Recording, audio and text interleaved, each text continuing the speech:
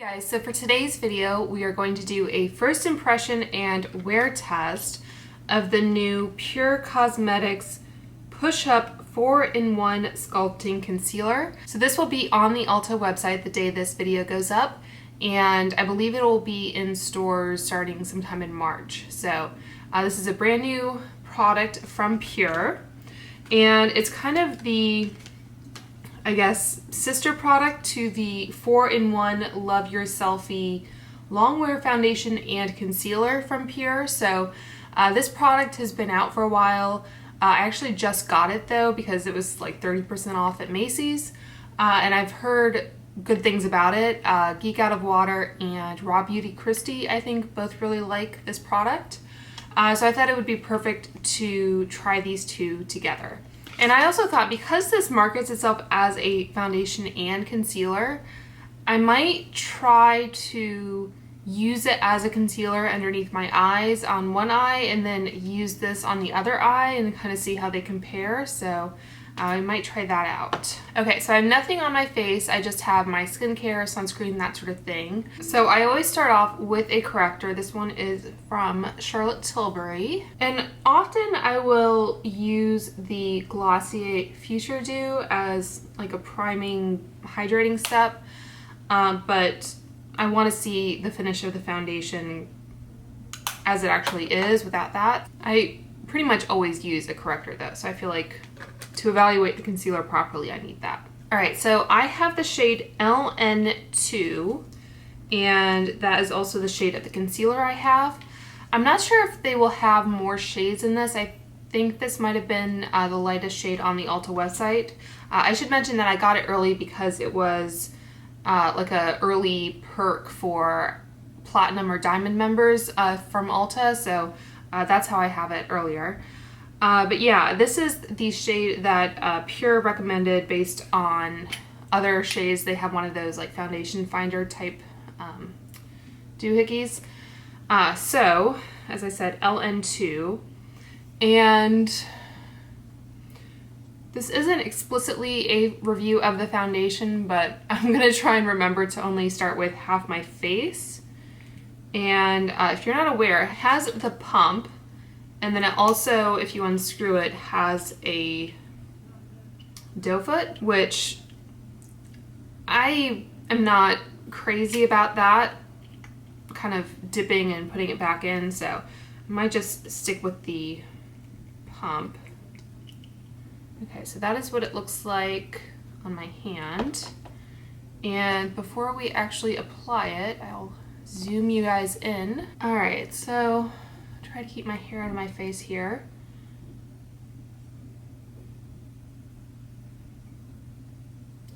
I like the consistency. So far it's like not too thick, not too thin.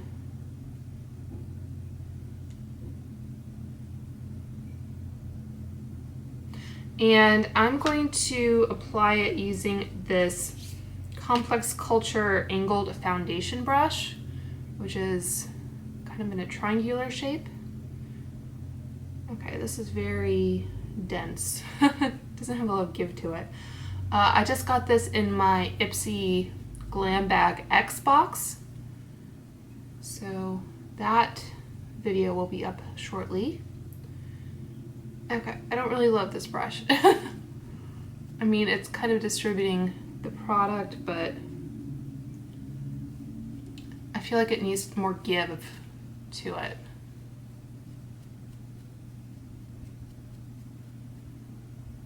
So far, I like the finish and the color match.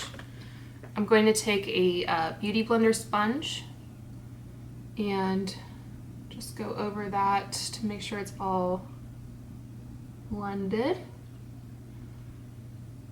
We're also planning to go out in a little bit to the grocery store, so I will be wearing a mask. I think that looks pretty good. It blended in pretty easily, and I think I need a little bit more around my nose maybe.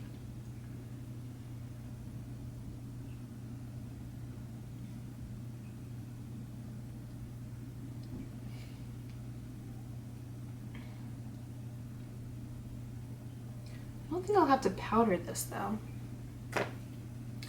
All right, so I'm going to get another pump or so on the back of my hand and probably just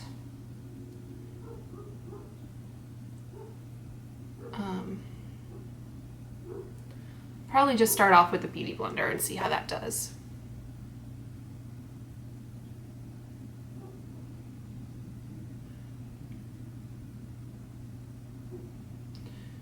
So feeling this on my face, I feel like I definitely could have gone in with the Glossier Future Dew. I didn't know how kind of hydrating this would feel. So I don't know if I'd done that, if I would have felt the need to powder, but blends in really nice. It might actually be just a tad yellow for me. I don't know, what do you think? Yeah, it might be a tad yellow.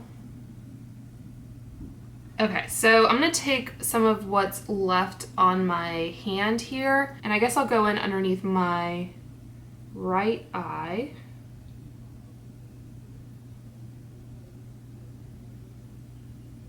See how well that conceals. I think it actually looks really nice as a concealer.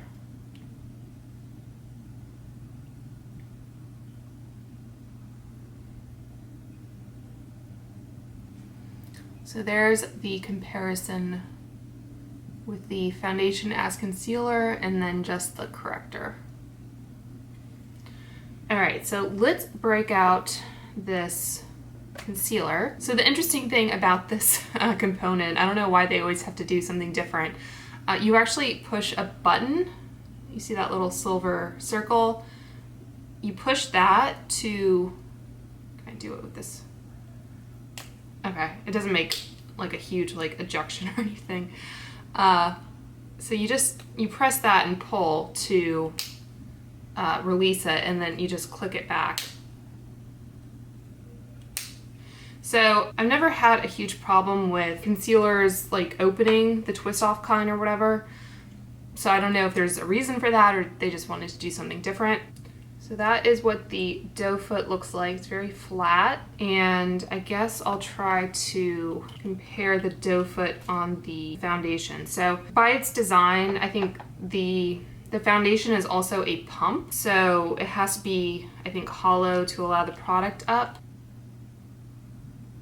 So that is the difference in the concealer and foundation doe foots. So I guess I'll swatch it on the back of my hand, and I think, as I said, this is also in the shade LN2. It definitely seems thicker, but there is the foundation and that is the concealer in the same shade.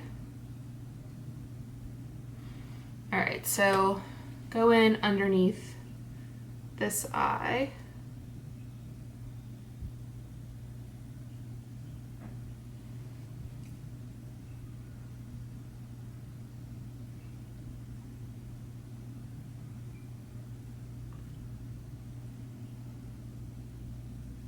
Okay, so that is the concealer eye and that is the foundation eye. I don't know if I see a tremendous amount of difference, to be honest. So far the foundation is creasing a little bit, but that's been on a little bit longer.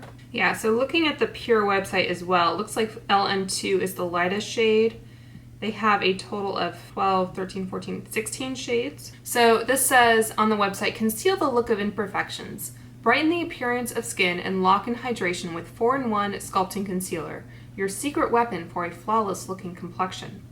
4-in-1 Sculpting Concealer works with foundation to provide additional coverage to achieve the appearance of a smooth, even skin tone.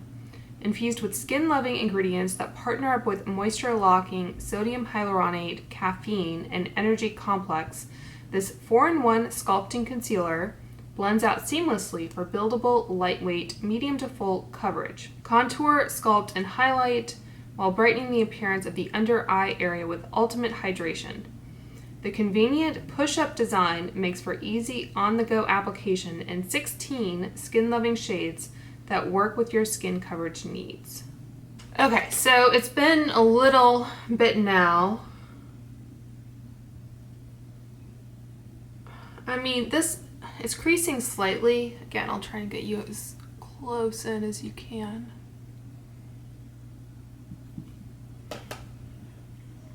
So I normally set my under eye concealer with powder. I mean, color-wise and coverage-wise, they look pretty similar. I think the concealer is a little bit thicker, but the foundation and concealer might be a little bit more hydrating. So I'm going to set the under eyes with the new Kosas Cloud Set.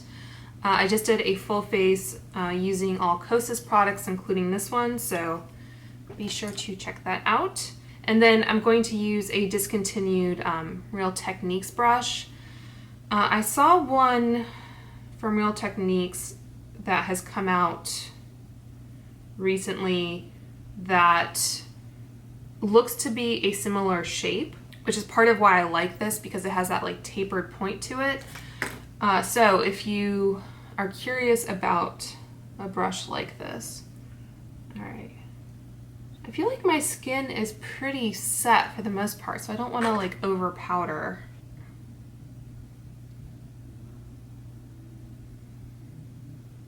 Again, I think the coverage and the finish is really nice. My skin does feel a little dry, and I wonder if a pinker shade might be a better match. All right, so quickly doing my brows using the Benefit Gimme Brow in the shade 1.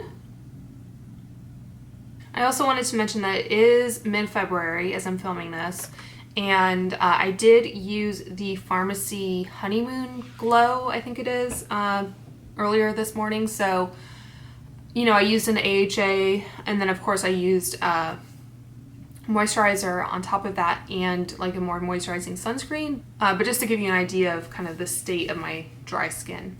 All right, so I guess I can blend some contour on top of this. So I have the Fenty contour in amber.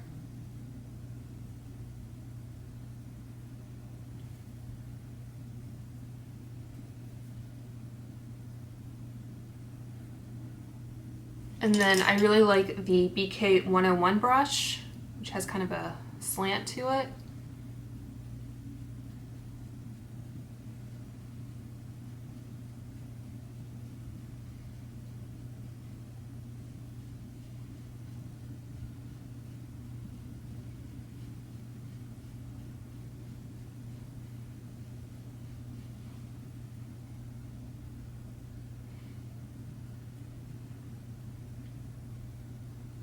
Okay, and then I'm gonna go back in with some of the concealer. Where'd it go?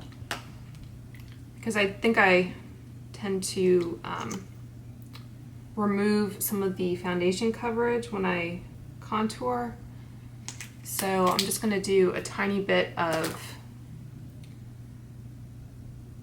I guess, highlighting, just using my finger,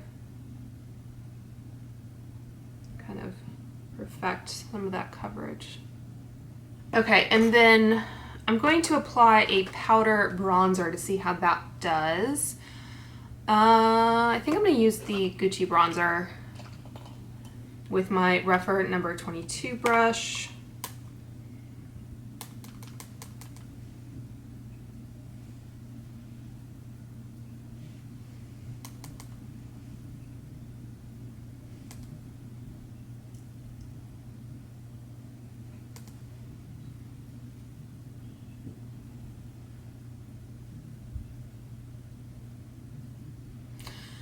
Okay, so I think that's everything that I wanted to apply on top of it for this video.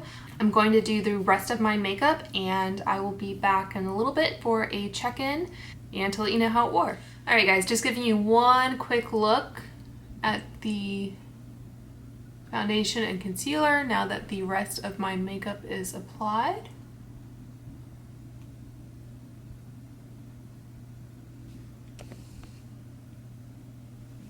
All right, so it is 4:17. I've probably been filming for about an hour now.